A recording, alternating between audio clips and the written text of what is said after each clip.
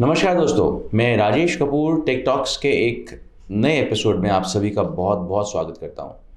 दोस्तों, tech talks के अंदर हम लोग बातें करते हैं टेक्नोलॉजी की, हम लोग बातें करते हैं टेक्नोलॉजी से क्रिएटेड गैप्स की। गैप्स को हम लोग मानते हैं उन एरियाज़ को जो अभी हम लोग टेक्नोलॉजी के विषय में ज़्यादा जान नहीं पाए, या फिर टेक्नोलॉजी के इस्तेमाल से जो गैप्स हमारी ज़िंदगी में क्रिएट हो गए हैं, या जिन्हें हम कह सकते हैं शॉर्टकट्स जो हमारी ज़िंदगी में क्रिएट हो गए हैं, हम लोग उनके विषय में उसके विषय में चर्चा करते हैं। अब इसको अगर गहराई से समझने की कोशिश करें, तो जब हम लोग एक छोटे से प्रोग्राम को, जिसे हम व्हाट्सएप कहते हैं, अपने फ़ोन के ऊपर यूज़ करते हैं, तो हम लोग ये मानते हैं कि चैटिंग का एक बहुत बेहतरीन मीडियम है। लेकिन क्या आप ये जानते हैं कि जब आपकी बातें एक जगह से दूसरी जगह पे जा रही होती हैं, तो कितने ही लोग उसको इंटरसेप्ट कर सकते हैं, उसको बीच में पढ़ सकते हैं। हालाँकि मैं आपको सिर्फ़ एक एग्ज़ाम्पल के तौर पे बताने की कोशिश कर रहा हूँ, एक समझाने के तौर पे। मैं ये नहीं कह रहा कि व्हाट्सऐप के अंदर ये कमज़ोरियाँ हैं। मैं ये कह रहा हूँ कि जब हम किसी भी तरीके के इस तरह के सॉफ्टवेयर को इस्तेमाल करते हैं, तो जो गैप्स क्रिएट हो जाते हैं, उनको भरने के लिए हमारे पास एक्सपर्ट्स की ज़रूरत पड़ती है। कुछ ऐसे लोगों की ज़रूरत पड़ती है जो ये बता सकें कि आप जो इस्तेमाल कर रहे हैं और जो रिज़ल्ट पे आप पहुँचना चाहते हैं, उसके बीच में जो दायरा है उसके अंदर काफ़ी लोग ऐसे भी आ सकते हैं जो कि आपके इस डेटा का गलत इस्तेमाल कर सकें। तो ऐसे लोगों के लिए हम लोगों ने एक्सपर्ट्स को यहाँ पे इनवाइट किया। तो इन गैप्स को भरने के लिए, या ये गैप्स कैसे भरे जाते हैं, इनको जानने के लिए हम यहाँ पर हर हफ्ते किसी न किसी एक्सपर्ट को आमंत्रित करते हैं। लेकिन आज का ये एपिसोड बहुत ही अलग होने वाला है दोस्तों, बिकॉज़ हम लोग यहाँ पर आज गैप्स को डिस्कस करेंगे तो सही, लेकिन किसी ऐसे व्यक्ति के साथ करेंगे जो डायरेक्टली टेक्नोलॉजी को टेक्नोलॉजी की इम्प्लीमेंटेशन में नहीं है, लेकिन उसके यूसेज में है। जो हमारे एक्सपर्ट हैं वो एक चार्टर्ड अकाउंटेंट हैं। उनसे मिलने से पहले हम लोग मिलते हैं हमारे उस एक्सपर्ट से जो हमारे को इस पूरी सीरीज़ के अंदर टेक्नोलॉजिकल गैप्स के ऊपर एडवाइस करते आए हैं और राय देते आए हैं, डॉक्टर नवीन धाम। डॉक्टर साहब, आपका बहुत-बहुत स्वागत है इस शो में। धन्यवाद। डॉक्टर साहब एक ऑर्गेनाइजेशन को हेड करते हैं जिसका नाम है जीआईएसपीएल, और जीआईएसपीएल बहुत सी कॉरपोरेट्स को गाइडेंस देती है कि आपके जो आईटी सेक्टर है उसको कैसे और मजबूती से वो इम्प्लीमेंट कर सकते हैं। तो आइए देर नहीं लगाते, मिलते हैं उस खास गेस्ट से जिनको हमने खास तौर पे आमंत्रित किया है, कुछ ऐसी अंतरंग चीज़ों को जानने के लिए जिसके विषय में ज़्यादातर कोई भी मीडिया बात नहीं करता। ये चार्टर्ड अकाउंटेंट हैं, नेशनल हेड हैं एक बहुत ही फेमस कंपनी एएसए एसोसिएट्स के। प्रवीण कुमार जी, आपका बहुत बहुत स्वागत है हमारे इस शो के अंदर। मैं शायद आपकी तारीफ़ में इतने शब्द नहीं कह पाऊँगा। मैं जानना चाहूँगा सर, आप कुछ हमारे दर्शकों को बताएँ अपने बारे में। So thank you very much, Rajesh ji. Dr. Naveen, thank you very much for inviting. Uh, about myself, I qualified in 1990, and since then I am into this practice as a professional chartered accountant. And my forte is audits and international standards on accounting. Uh, I'm a partner in one of the firm. हाँ, मैं यहाँ से अपने दर्शकों को बता दूँ कि ऑडिट्स की जो हम बात करते हैं, तो क्यों ऑडिट्स इतने ख़ास बन जाते हैं। जब दोस्तों हम लोग बैंक ऑडिट्स की बात करते हैं, तो बैंक ऑडिट्स के अंदर आपको ये मालूम होना चाहिए कि जितनी भी चीज़ें हम लोग यूज़ करते हैं, जैसे कि हम लोग अपने उनके गेटवेज़ को यूज़ करते हैं, हम लोग नेट बैंकिंग के ऊपर हम लोग काम करते हैं, तो ये सारे टेक्नोलॉजिकल गैप्स जो हैं, जो क्रिएट होते हैं, उनको तो एक टेक्नोलॉजिकल एक्सपर्ट अपने दायरे में लेता ही है। लेकिन आपको ये सुन के बहुत हैरानी होगी कि बैंक के लोन्स जो होते हैं, उनको देने के ऊपर भी कुछ ताकीद बनी हुई है आरबीआई के द्वारा। यदि उस ताकीद को फॉलो ना करते हुए कुछ लोन्स पास किए जाते हैं, तो उसको भी हम ऑडिट के दायरे में लेके आ सकते हैं प्रवीण कुमार जी जैसे एक्सपर्ट्स के द्वारा ही। तो प्रवीण जी, बहुत एक्साइटिंग है आपकी फील्ड। तो कुछ एक लाइव इंसिडेंट से समझाइए कि आप एक ऑडिटर का रोल कैसे निभाते हैं एक बैंक के अंदर?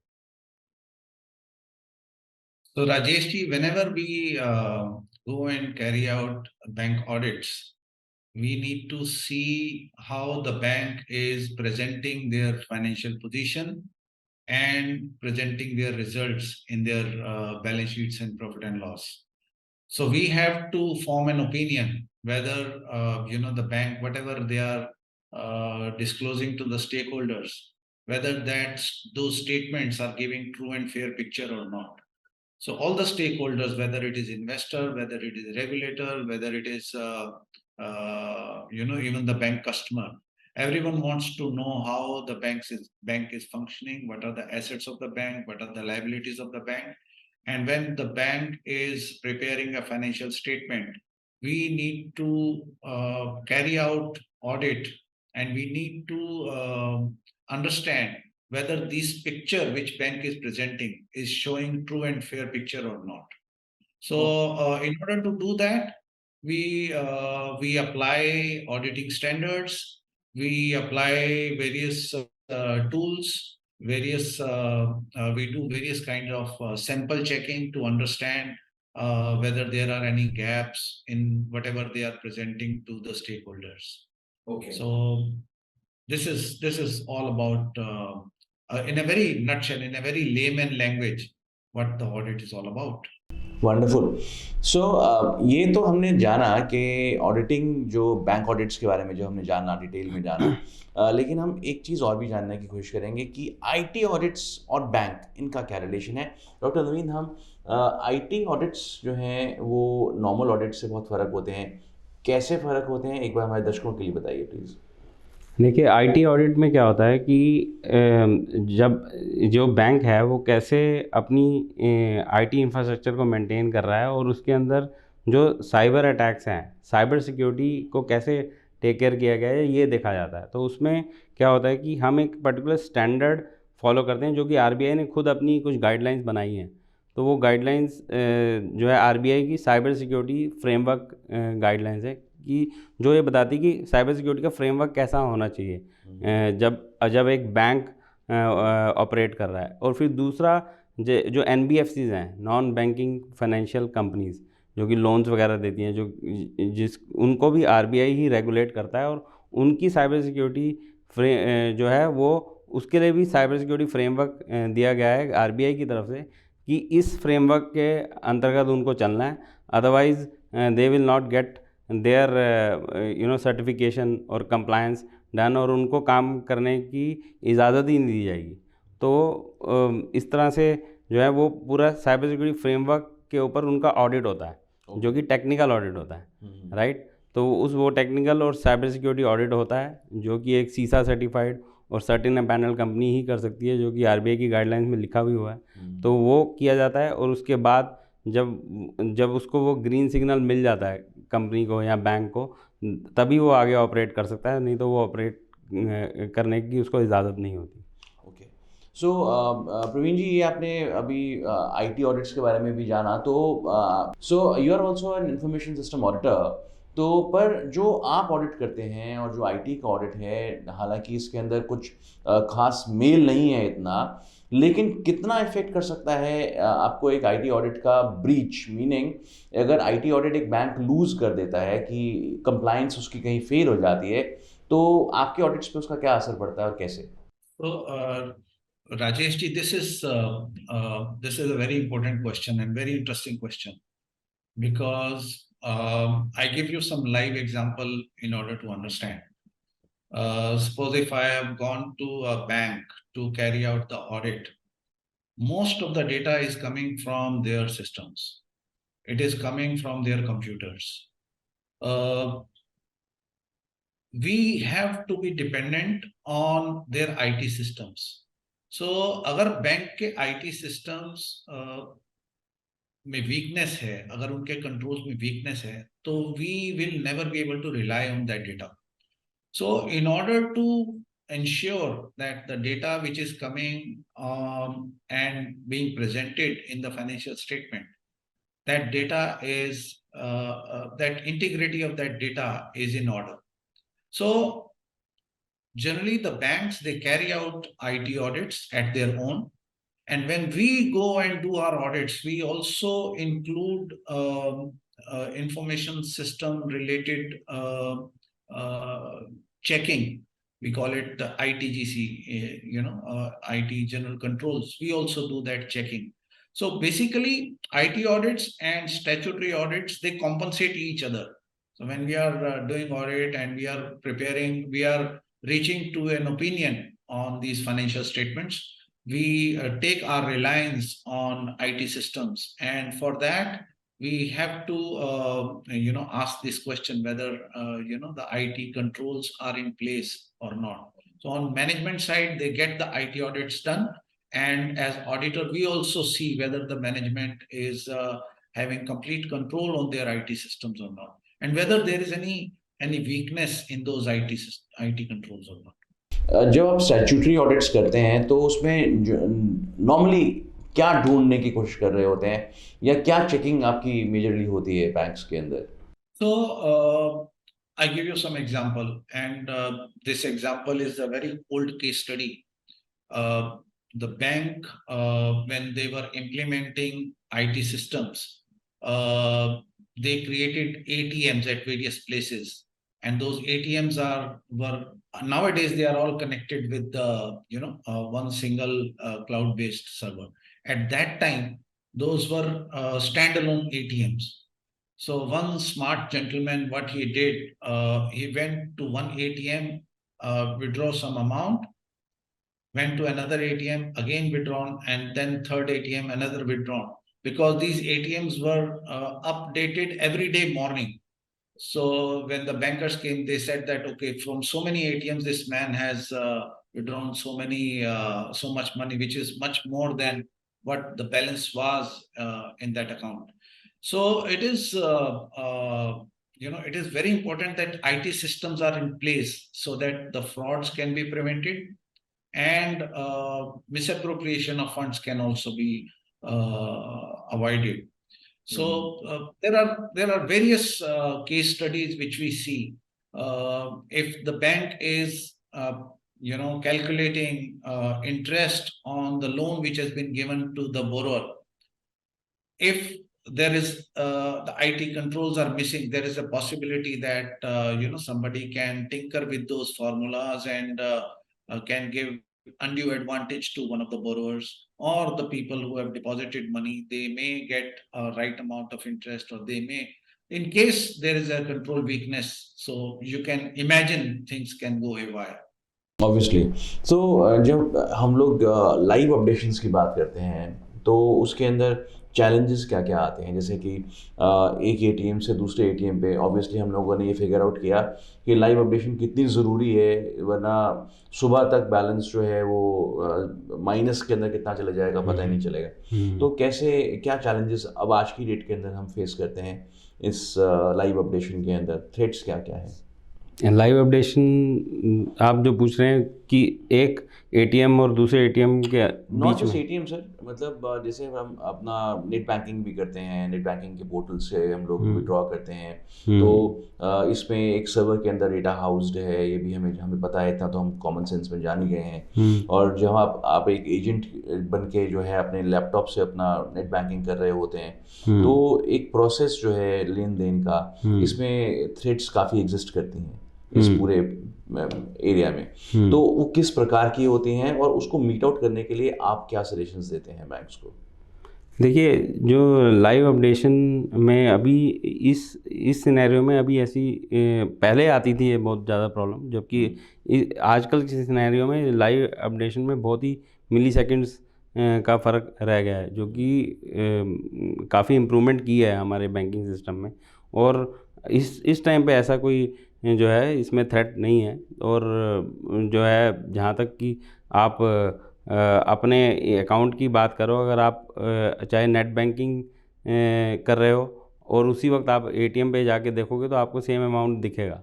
हाँ, नहीं बिल्कुल ठीक है, लेकिन हम जैसे अब सुनते हैं man in the middle attacks जो होते हैं, तो काफ़ी आजकल तो हैकर्स भी सर अपने आप को अपग्रेड करते चले जा रहे हैं, और वो ये ध्यान रखते हैं कि इस ट्रांजैक्शन से, इस अकाउंट से इतनी ट्रांजैक्शंस हो रही हैं, तो उसके ऊपर कुछ काफ़ी देर तक वॉच रखते हैं, फिर किसी तरीके से अपने आप को सिस्टम के अंदर घुसाते हैं। तो ये सब चीज़ें भी तो आपको एज अ थ्रेट मैनेजर कहीं ना कहीं आपको मैनेज करने के लिए देनी पड़ती होंगी।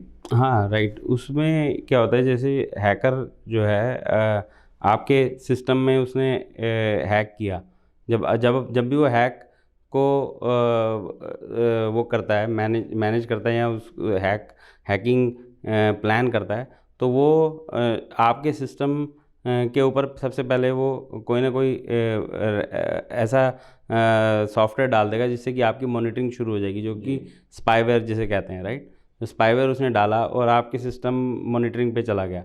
अब उससे क्या है कि वो आपकी जितने भी क्रीडेंशियल्स हैं वो धीरे धीरे उसके पास जाने शुरू हो जाएंगे, क्योंकि स्पाईवेयर का काम ही यही होता है कि आपके यहाँ से सिस्टम से क्रीडेंशियल्स उठाए या जो जो आपकी एक्टिविटी हो रही है उसकी मॉनिटरिंग स्टार्ट हो जाती है और वो हैकर के पास पहुंच जाती है। और फिर अभी पीछे एक OTP स्कैम भी चला था, जिसमें कि आपका सिम स्वैपिंग स्कैम चला था। हाँ जी, हाँ जी। तो सिम जो है वो आपका स्वैप कर लेते थे हैकर्स, जी। कि आपको रात के टाइम ही ये फ्रॉड किया जाता था कि रात के टाइम जब आप सो रहे हैं उस वक्त आपका जो है सिम जो है चेंज, वो आपके क्रीडेंशियल, जैसे आप आधार कार्ड किसी को देते हैं या अपने पैन कार्ड कभी बैंक वालों को दे देते हैं उसकी कॉपीज़, तो वो उन कॉपीज़ को यूज़ करके आपका सिम कार्ड कैंसिल करा के नया इशू करा लेते थे। और वो रात के टाइम एक्टिवेट करके जब भी आपके पास सारे क्रीडेंशियल आपके आ गए उनके पास, OTP वगैरह उनके पास आ हाँ, जाता था। अब क्रीडेंशियल तो उनके पास है, पासवर्ड वासवर्ड सब है आपके बैंक का, अब OTP आना रह गया। तो OTP लाने के लिए वो क्या करते हैं कि आपका सिम स्वैप कर लिया, अब रात के टाइम उन्होंने स्वैप किया, स्टार्ट किया, आपका डीएक्टिवेट हो गया, उनका एक्टिवेट हो गया।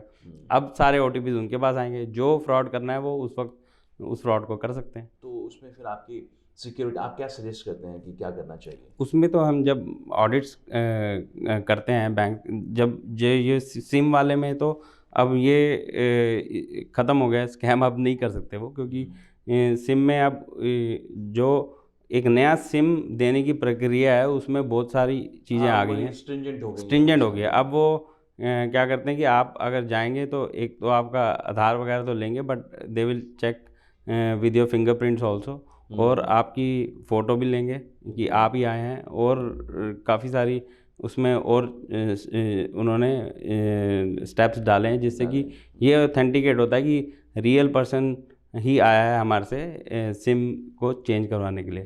तो वो तो उन्होंने टेक केयर कर लिया है, जो कि ये ऑडिट्स के बाद ही उनको ये सारी चीज़ें बताई गई।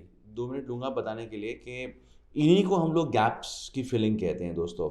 जब हम देखते हैं कि एक टेक्नोलॉजी की इम्प्लीमेंटेशन हो तो गई, लेकिन उसका दायरा इतना बड़ा हो गया कि उस दायरे के अंदर और बहुत से ऐसे कंपोनेंट्स ऐड हो जाते हैं जो कि बैंक फ्रॉड्स को अंजाम देते हैं। तो इसी को हम लोग गैप फिलिंग कहते हैं। तो लेकिन ये हम लोगों ने सर समझा डॉक्टर नवीन से कि आईटी के जो फ्रॉड्स होते हैं, आईटी के जो लैप्सेस, लकूनाज होते हैं, उनको कैसे फिलअप कर सकते हैं। तो हम लोग रोज़मर्रा ज़िंदगी में सुनते रहते हैं बैंक स्कैम हो गए, इतने करोड़ का स्कैम हो गया। मैं इस प्रोग्राम में नाम तो नहीं ले सकता, लेकिन ऐसे कई लोगों को हम जानते हैं जो कि बैंक का पैसा लेके भाग गए। और ये कैसे पॉसिबल हो पाता है सर? मतलब ये इतना लूज़ रहता है क्या सिस्टम हमारा? Sir, I give you one example. We were talking about, IT controls. IT का बहुत important role है. I'll come to your question कि लोग किस तरीके से ये कर जाते हैं. But before that, I'll just add to the discussion which was happening. So अभी of late, there was a news item, one of the nationalized bank. So there were online transfers which were happening. So all those people who were having account in the bank, they got the credit, but bank did not get the credit. So there was a huge IT related gap in instant transfer, online bank transfer, which had happened. I think those are the places where bank has also lodged FIR and bank has also recovered money. But कहीं ना कहीं IT controls के बीच में gap था, जिसकी वजह से ये this is in hundreds of crores which I am talking about. So I think IT plays a very, very important role. And now I come to your question that when people borrow money from the bank and they are able to siphon off, I think this is something which is a burning question for not only a common man, but also the regulators. because they are trying to prevent that situation. एक तरफ government of India has created a bank where all these defaulting loans will be transferred. It will be a huge bank, and these accounts will be treated with a different focus, which accounts have gone bad. But you're right that some of the people they had taken system for granted. They had borrowed money from the bank and siphoned off through various ways to different businesses, and they defaulted on the bank payments. But I think the way regulators and the government of India is working nowadays, they are really trying to control, whatever the system weaknesses were there. So now, even Reserve Bank of India is very, very strict, and any account which is about to become non-performing, or where the borrower is giving an indication that there might be a situation, immediate actions are being taken by the banks. And as auditors also, we need to report in case those accounts where the principal payment or the interest payments are not coming, and the bank is not reporting it as non-performing. So we need to report those accounts. But sir, ये बड़ी interesting information रहेगी जानना आपसे कि जब as an auditor आप view कर रहे होते हो बैंक के पूरे सिस्टम को, अकाउंट्स को, तो ये कैसे एनालाइज कर पाते हो? बिकॉज आप एक फॉरेंसिक एक्सपर्ट भी हैं, मैं जानता हूँ, और ये कैसे आप एनालाइज कर पाते हो कि एक डिफॉल्टर कहीं जन्म ले रहा है? So Reserve Bank of India has given prudential norms.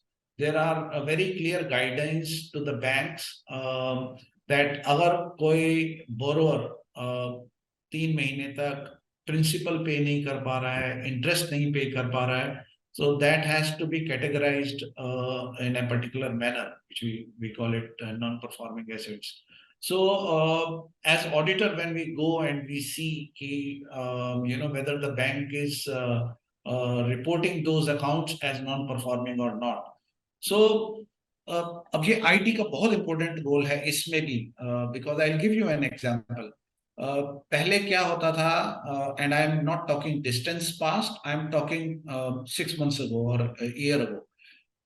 Banks के सिस्टम में, आईटी सिस्टम्स में एक लेकुना था कि जो भी डिफॉल्ट होंगे मंथ एंड पे बैंक डिसाइड करेगा कि वो नॉन परफॉर्मिंग है या नहीं है, जबकि रिजर्व बैंक ऑफ इंडिया की गाइडलाइंस थी कि आपको डेली बेसिस पे रिपोर्ट करना है कि आज ये अकाउंट नॉन परफॉर्मिंग हो गया। दैट मीन्स आज उसके 60 दिन हो गए, ना प्रिंसिपल की पेमेंट आई, ना उसने इंटरेस्ट पेमेंट किया, तो आप इस अकाउंट को आइडेंटिफाई करिए।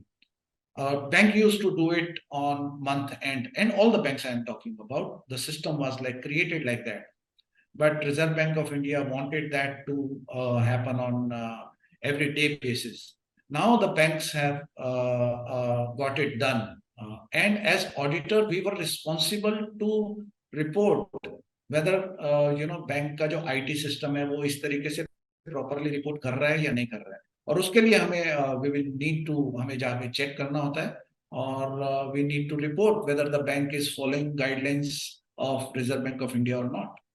अच्छा सर, अगर आप मुझे ये इजाज़त दें तो ये जानना बहुत एक्साइटिंग रहेगा मेरे लिए भी, मेरे दर्शकों के लिए भी, ये जब एक ऑडिट किया जाता है और उसके अंदर कोई एक गलती पकड़ी जाती है, चाहे वो बैंक की तरफ से हो, चाहे वो एक ऐसे व्यक्ति की तरफ से जिसने लोन लिया हो, तो नॉर्मली ऑडिटर्स को अप्रोच किया जाता है कि सर देख लीजिए ना, सर कुछ कर सकते हैं तो बताइए ना, कुछ रिपोर्ट मत कीजिए ना। तो कुछ ऐसे कुछ वाकया आपके सामने भी आए? सर ये तो हम almost every time we face whenever we go and do the bank audit, not only us, I mean the whole auditing community, bankers and the regulators. So the regulator want these accounts to be reported. Sometimes the bankers say that we are into the business, we know this account will not go bad, so if you will start reporting it, if you will report it, then the account will certainly go back. So this is a challenge for all the auditors, and we need to put our foot down We need to work within the framework of auditing standards. We need to work according to the guidelines given by Reserve Bank of India. And I think of late, there has been a very, I would say, tightening of the screws by the regulators on auditing community. So auditors will not take chances. I am sure. और sir जब एक responsible auditor आपके जैसा हो, जिसको जो इतना experience जिसके साथ चलता है, तो एक ऑडिटर की जो साख होती है वो भी मेंटेन करनी सबसे ज़्यादा ज़रूरी हो जाती है, बिकॉज़ उसी की वजह से आपको सभी लोग पहचानते भी हैं, जानते भी हैं और आपके पास आते भी हैं। तो दोस्तों, ये एक हम लोगों ने एक छोटा सा सिलसिला जानने की कोशिश करी कि बैंक्स के पर्दे के पीछे आफ्टर ऑल चल क्या रहा होता है। एक तरफ हमारे बैठे हैं डॉक्टर नवीन धाम, जो कि आईटी एक्सपर्ट हैं, जो ये बताने के अंदर महारत हासिल कर चुके हैं कि कौन सी आईटी का स्ट्रक्चर काम करेगा, कौन सा नहीं करेगा। और एक तरफ हमारे साथ बैठे हैं एक ऐसे ऑडिटर जो एक्सपर्ट हैं फॉरेंसिक्स के अंदर भी, जान सकते हैं कि कौन सा अकाउंट कहाँ गड़बड़ कर रहा है और कैसे उसको ठीक करना है। और उनकी ऑडिटिंग के बूते पर ही हम लोग ये मान सकते हैं कि देश का इतना करोड़ों का पैसा जो है वो बच पाता है। तो बहुत एक्साइटिंग रहा। मैं प्रवीण कुमार जी आपका बहुत बहुत धन्यवाद करना चाहता हूँ कि आपने टाइम निकाला हमारे लिए, आप इस शो में हमारे साथ जुड़े। और आई एम श्योर जो बातें हमारे को आज आपने बताई हैं उससे ये मालूम चला होगा हमारे दर्शकों को कि जो एक सिर्फ लेन देन ही नहीं होता बैंक के अंदर, बैंक एक पूरा प्रोसेस है और उसको मैनेज करने के लिए आप जैसे एक्सपर्ट्स की कितनी ज़रूरत पड़ती है देश को। तो धन्यवाद सर आपका एक बार फिर से। And doctor Naveen Dham, I am so thankful to you always कि आप आते हैं और एक आईटी के बारे में इतना अच्छा हमारे को समझाते हैं कि कहाँ गैप्स हैं, उसको कैसे फिल कर रही है आज की जो प्रेजेंट टेक्नोलॉजी है उसको। सो दोस्तों, इसके साथ ही विराम देना चाहूँगा अपने शब्दों को और इस एपिसोड को। जल्द मिलेंगे एक नए एक्साइटिंग सब्जेक्ट के साथ में। जुड़े रहिए हमारे साथ, देखते रहिए टेक टॉक्स, यूं ही अपना प्यार भेजते रहिए हमें। मैं जाने से पहले सिर्फ इतना बताना चाहूँगा कि यदि आपके आईटी स्ट्रक्चर को भी डॉक्टर नवीन धाम जैसे एक्सपर्ट की ज़रूरत है, तो ये नंबर्स हम लोग उनके यहाँ नीचे फ्लैश कर रहे हैं, आप ज़रूर उनको मिल सकते हैं।